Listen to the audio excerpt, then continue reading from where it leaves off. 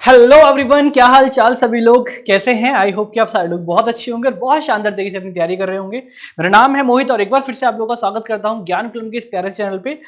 तो बच्चों, आज की इस क्लास में हम लोग अपने 5 नंबर पक्के करने वाले हैं। कैसे 5 नंबर पक्के कैसे होंगे? वीकेंड से 10 नंबर भी हो सकते हैं, क्योंकि एक क्वेश्चन हमारा 2 नंबर का आता है और सैनिक स्कूल में कॉम्प्रीहेंशन पैसेज ना है ऐसा तो पॉसिबल है ही नहीं है।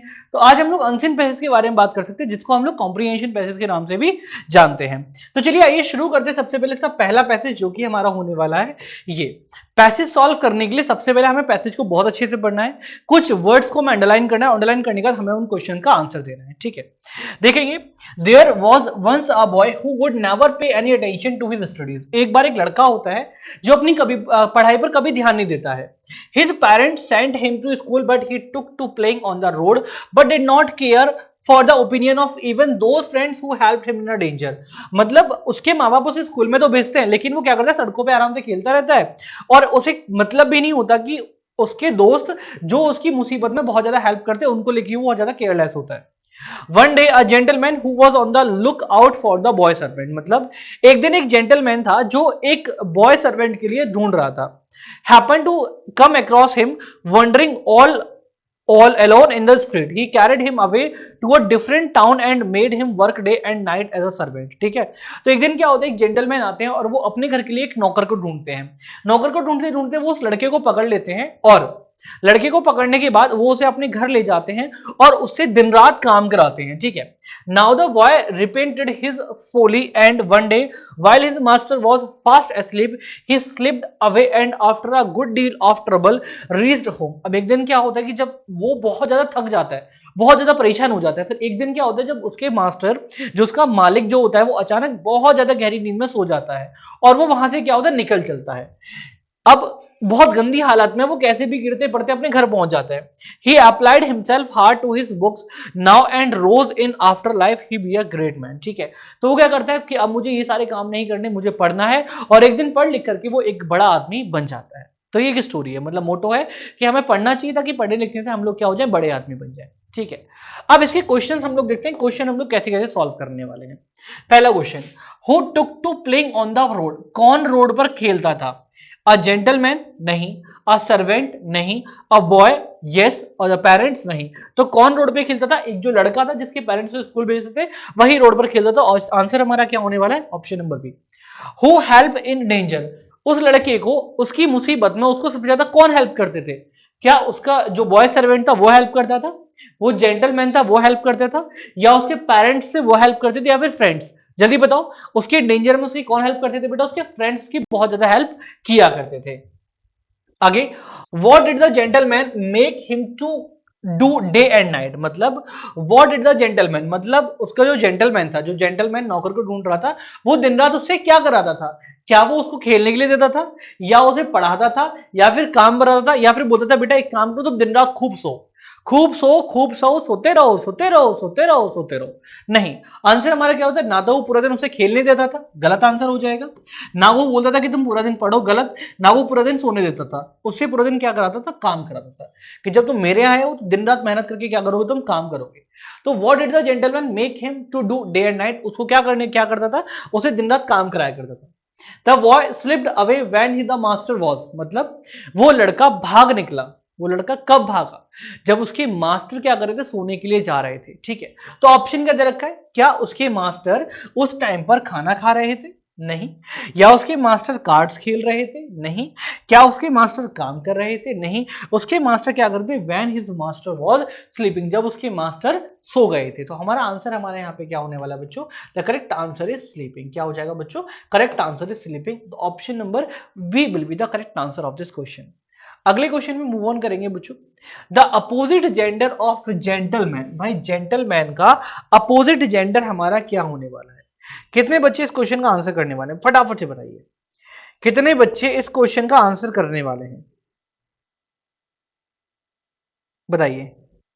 बिल्कुल, अगर मैं यहाँ पे बात करूं तो यहाँ पे बहुत सारे बच्चे क्या बोलेंगे कि सर जेंटल दे रखा है तो जेंटल को हम जेंटल ही लिख देंगे और मैन का हमारा क्या हो जाएगा, विमेन हो जाएगा। ठीक है, गलत बेटा, ये हमारा गलत होता है। जेंटलमैन का जो अपोजिट होता है वो बेटा क्या होता है, लेडी।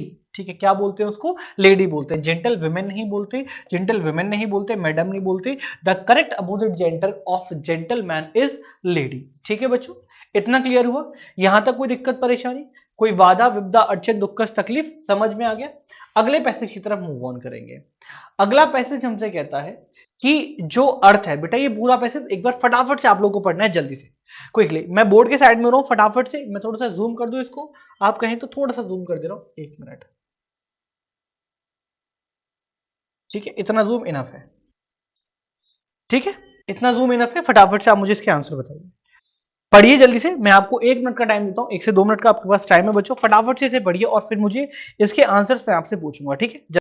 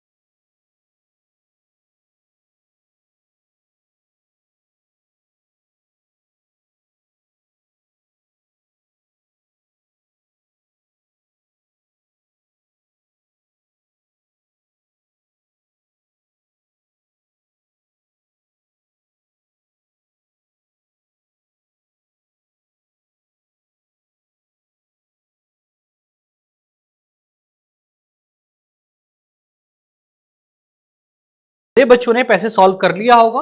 लेट्स मैं एक बार डिफाइन करूंगा। जो अर्थ है उसको जाना जाता है एक वाटरी प्लांट के नाम से, because it is only the planet of the solar system containing water in the abundance. मतलब ये एक ऐसा प्लैनेट है सोलर सिस्टम में जिसके पास भर भर के बहुत सारा पानी है। The presence of life on our planet is mainly due to water and air. क्योंकि हमारा धरती पर हमारा टिकना, हमारा रहना सिर्फ हो पा रहा है क्योंकि हमारी धरती पर बहुत सारा पानी और बहुत सारी हवा है। More than the 2/3 of the earth surface is covered with water. क्योंकि धरती का 2/3 पार्ट हमारा पानी से घिरा हुआ है। Ocean contains 97% of the total water available on the earth surface. The fresh water found in the form of snow and ice on the ground and water in the lakes and the river account of the remaining 3%। क्योंकि जो fresh water हमारा found होता है in the form of snow और ice के form में, मतलब बर्फ और ये जो स्नो गिरती है उसके फॉर्म में होता है, जो कि ग्राउंड एंड वाटर में, लेक्स में होता है, रिवर्स में होता है बहुत ज्यादा पानी। 3% हमारा पानी बचता है। Ocean water is always saline. जो ओशियन का वाटर वो हमेशा चलता रहता है और थोड़ा नमकीला होता है। Hence it is not direct use in to man. अब सैलाइन मतलब थोड़ा सा नमकीला होता है, इसलिए आदमी इसको डायरेक्टली कैसे करते हैं, यूज में नहीं लेते हैं। It is however important as it provides the bulk of water vapor that enters the atmosphere where it forms clouds। तो उसकी फॉर्म में क्या होता है, वो उड़ जाता है और वो क्या करता है, आपस में जाके क्लाउड बना लेते हैं। चलो अब देखते हैं सेंटेंस हमारे बनते कैसे हैं, कैसे हम लोग क्वेश्चन को सॉल्व करने वाले हैं। The presence of life on our earth due is due to. भाई हमारी लाइफ पे हमारा रहना किस वजह से हो पा रहा है। अगर मैं बात करूं किस वजह से हो रहा है, अच्छे खाने और फसल की वजह से, good roads and motor car की वजह से, एयर और वाटर की वजह से, या फिर सनलाइट। आंसर बताइए क्या हमारा आंसर होगा। आंसर बताइए क्या हमारा आंसर होगा। आंसर क्या होने वाला है, इसका करेक्ट आंसर जो होगा बेटा क्या होगा, एयर एंड वाटर। ठीक है, क्या होगा, एयर, खाना और पीने की वजह से नहीं, रोड और मोटर की वजह से नहीं, हमारा आंसर क्या होगा, पानी और खाने की वजह से, ठीक है, सॉरी पानी और हवा की वजह से हम लोग रह पा रहे हैं। Surface of the earth is covered with water, भाई कितना परसेंट? मैंने बोला था आपको, नीचे लिखा भी था 2/3 part of the earth is covered with the water, मतलब धरती का 2/3 पार्ट जो है वो किससे भरा हुआ है? पानी से। तो आ जाएगा मोर देन 2/3, लेस देन, ठीक है, हमारा आंसर हो जाएगा बेटा मोर देन 2/3, 2/3 से भी ज्यादा हमारा जो पार्ट है अर्थ का वो पानी से भरा हुआ है, ठीक है बच्चों। अगला question, spot the correct statement. अब देखो, man uses ocean water directly, क्या लोग ओशियन के पानी को डायरेक्टली यूज कर लेते हैं? या फिर fresh water is always saline, जो ताजा पानी होता है हमेशा सैलाइन होता है? नहीं, ocean water is always saline, ocean water हमेशा सैलाइन होता है। अर्थ गेट्स वाटर फ्रॉम द सन, अर्थ को सन के थ्रू पानी मिलता है। तो हमारा आंसर क्या होगा? देखो भाई, आदमी ओशियन का वाटर डायरेक्टली यूज नहीं करता, बिल्कुल गलत। फ्रेश वाटर ऑलवेज सैलाइन, गलत। सन, क्या सन से पानी मिलता है? नहीं, हमारा क्या हो जाएगा? Ocean water is always saline, ocean का पानी हमेशा कैसा होता है? सैलाइन होता है। ओशियन कंटेन्स, ओशियन के अंदर क्या होता है? 50% of total water, 3% of total water, 90% of total water, या फिर आइस एंड स्नो? बताइए, इस क्वेश्चन का अगर मैं आंसर करूं तो क्या हमारा करेक्ट आंसर हो जाएगा इस क्वेश्चन का? अर्थ के बारे में बात की है ना, ठीक है, क्या हो जाएगा? 50% of the total water, sorry हमारा आंसर क्या हो जाएगा? 3% या 97%? जल्दी बताइए। बिल्कुल 97% of the total water, total water का 97% हमारा कहां पे है? बिल्कुल ओशियंस में है, ठीक है। अगला क्वेश्चन बेटा लास्ट, क्लाउड्स आर फॉर्म्ड, बादल हमारे कैसे बनते हैं?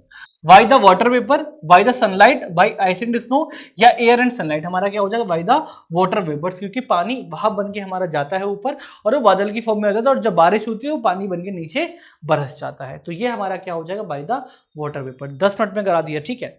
अब चलो पहला वाला पैराग्राफ भी हम लोग समझ लेते हैं। यहाँ पे पहला वाला पैराग्राफ, यहाँ पे सिर्फ मैं आपको पैराग्राफ समझाने वाला हूं, इसके हर एक क्वेश्चन के आंसर मुझे कमेंट्स में चाहिए, ठीक है। मैं सिर्फ आपको यहाँ पे पैराग्राफ समझाऊंगा, इसके हर एक आंसर मुझे क्या चाहिए? कमेंट में चाहिए। Let's see, mister Verma is a typist in the town hospital, एक इनके आसपास कोई हॉस्पिटल होगा, वहां पे एक टाइपिस्ट का काम ये करते थे। He lives near the hospital, वो हॉस्पिटल के पास ही रहते थे। He and his wife and their daughter, ठीक है, वो, उनकी बीवी और उनकी बेटी जिनका नाम था Leela, are a small and the happy family, वो बहुत छोटी और बहुत खुश फैमिली थी। दे आर हार्ड वर्किंग, वो तीनों के तीनों बहुत कठिन मतलब हार्ड वर्किंग इंसान थे। Mister Verma's wife Shrimati Aruna is busy from the morning to evening, अब जो मिस्टर वर्मा थे उनकी वाइफ का नाम था अरुणा, ठीक है, जो कि बहुत बिजी थी मॉर्निंग से इवनिंग तक, मतलब मॉर्निंग से इवनिंग तक बहुत बिजी रहती थी, ठीक है। शी हैज नो सर्वेंट, उनका कोई नौकर भी नहीं हुआ करता था, ठीक है। She gets up before sunrise and begins her work, वो सूरज निकलने से पहले ही उठ जाती थी और अपना काम करना शुरू कर देती थी। सी स्वीप्स द रूम, वो रूम में झाड़ू लगाती थी। वॉशेस द वेसल्स, वो बर्तनों को धोती थी। एंड कुक द फूड, और खाने को पकाती थी। लीला वेक्स अप बिफोर 6 o'clock, वो 6 बजे से पहले ही उठ जाती थी। She helps her mother with her work, मतलब जो लीला थी वो 6 बजे से पहले उठ जाती थी और अपनी मदर को घर के काम में बहुत ज्यादा हेल्प किया करती थी, मीन्स किचन के जितने भी काम होते थे। शी ब्रिंग्स वाटर, वो पानी लेके आती थी फ्रॉम द वेल, कहां से? कुएं से। एंड वॉशेस द क्लॉथ्स, और अपने कपड़ों को धोती थी। So she is busy too, और इसलिए वो भी अपनी माँ के साथ बहुत ज्यादा बिजी रहती थी। She does her homework after breakfast, मतलब कि अगर सुबह सुबह जैसे वो उठी, उसने मम्मा के साथ किचन में काम कराया, कुएं से पानी भर के लाई, और बाद में क्या होता, वो अपने काम को करती थी होमवर्क को आफ्टर ब्रेकफास्ट, मतलब सुबह सुबह उठी, काम किया, ब्रेकफास्ट किया, उसके बाद अपना होमवर्क का school, and leave for the school eight 9, और वो 9 बजे स्कूल चली जाती थी। मतलब 3 घंटे में अपनी माँ की मदद भी करना है, खाना भी खाना है, नहाना धोना भी है, और स्कूल का होमवर्क भी करना है, स्कूल भी 9 बजे चले जाना है। इतनी इनकी हार्ड एंड फास्ट लाइफ थी। अब देखते हैं अगर ऐसा हमारा आता है तो कैसे कैसे क्वेश्चन हमारे बनते हैं। लाइक मुझे बताइए, who is a typist in the town hospital, जो टाउन हॉस्पिटल था उसमें टाइपिस्ट हमारा कौन था? क्या उसमें टाइपिस्ट अरुणा थी, लीला थी, मिस्टर वर्मा थे, या नन ऑफ दिस? कौन था? नन ऑफ दिस तो हमारा आएगा नहीं, क्योंकि टाइपिस्ट का काम कोई ना कोई तो करता था। अरुणा हमारी कौन थी बेटा? वो हार्ड वर्किंग वुमेन थी, सुबह शाम तक बिजी रहती थी। लीला की बात करें तो उनकी बेटी थी, तो वो तो हॉस्पिटल में काम करेगी नहीं। हमारा आंसर क्या हो जाएगा? फटाफट से करो, फटाफट से आंसर बताओ क्या होगा? Option number, exactly option number C will be the right answer of this question. Option number C will be the right answer of this question. Done, ठीक है। Who is busy from morning to evening, भाई सुबह से लेके शाम तक कौन बहुत ज्यादा बिजी रहती थी? सुबह से लेकर शाम तक कौन सबसे ज्यादा बिजी रहती थी? क्या वो लीला थी, मिस्टर वर्मा थे, या फिर अरुणा थी? फटाफट से आंसर कमेंट करेंगे फटाफट से, फिर मैं बाद में कराता हूं इनके आंसर, ठीक है। अगला question, mister Shrimati Aruna has no, उनका कुछ भी क्या नहीं था? बताइए। क्या कोई रूम नहीं था? भाई रूम नहीं तो रहते कहां पे थे? खाने को खाना भी था, उनके पास बहुत सारा काम भी था, और सर्वेंट की हम लोग बात कर लेते हैं। आंसर हमारा क्या होगा, फटाफट से बताइए। अगला क्वेश्चन कहता है who brings water from the well, भाई कुएं से पानी भर के कौन लाता था? कुएं से पानी भर के क्या मिस्टर वर्मा लाते थे, या सर्वेंट लाता था, लीला लाती थी, या फिर अरुणा लाती थी? कौन लेके आता था? अगला question, at what time does Leela get up, Leela कितने बजे उठ जाती थी? चलो आंसर बता दो फटाफट से कमेंट बॉक्स में। अब मैं सबके आंसर बताता हूं, आपने आंसर चेक करना, ठीक है। सेकंड, भाई मॉर्निंग से इवनिंग तक कौन बिजी रहता था? मॉर्निंग से इवनिंग की बात करें तो हमारी अरुणा बहुत ज्यादा बिजी रहती थी, ठीक है, क्योंकि घर के काम करना, इधर उधर के खेत वेत के काम करना, तो अरुणा बहुत बिजी रहती थी। मिस्टर अरुणा का कोई भी भाई रूम था, फूड था, वर्क था, लेकिन कोई भी सर्वेंट नहीं था, तो आंसर हमारा क्या हो जाएगा, सर्वेंट हो जाएगा, ठीक है बेटा। Who brings water from the well, भाई पानी कौन भर के लाता था? सर्वेंट उनके पास था ही नहीं, मिस्टर वर्मा हॉस्पिटल चले जाते थे, श्रीमती अरुणा अपने काम करती थी, पानी भर के लाती थी लीला भंसाली, ठीक है। अगला, at what time does Leela get up, Leela कितने बजे उठती थी? 6 बजे के बाद, 6 बजे से पहले, 6 बजे, या नन ऑफ दिस, भाई 6 बजे से पहले वो उठ जाती थी, तुम्हारी तरह नहीं थी जितनी लेट उठे, ठीक है। तो कॉम्प्रिहेंशन पैसेज हमें पहले पढ़ना है बेटा अच्छी तरीके से, फिर हमें इसके आंसर करने, इसकी पीडीएफ में आपको व्हाट्सएप करा दूंगा। कोई भी दिक्कत परेशानी हो आप दिए गए नंबर पे कभी भी कॉल कर सकते हैं, we are available for you 24/7। और मनसा मैम जो कि हमारी टीम लीड में रहती हैं, आप उनको भी कभी भी कॉल करके कोई भी अपनी क्वेरी पूछ सकते हैं। तो आई होप ये सेशन आपको बहुत अच्छा लगा हो, एक बार दोबारा रिपीट करके देखिएगा, और खुद के आंसर खुद से एक बार करना, तो वो ज्यादा बेटर रहेगा आपके लिए। तो आज की क्लास को करते हैं and, thank you so much, have a good day, bye bye, take care, love you all बच्चा पार्टी, अपना ख्याल रखना।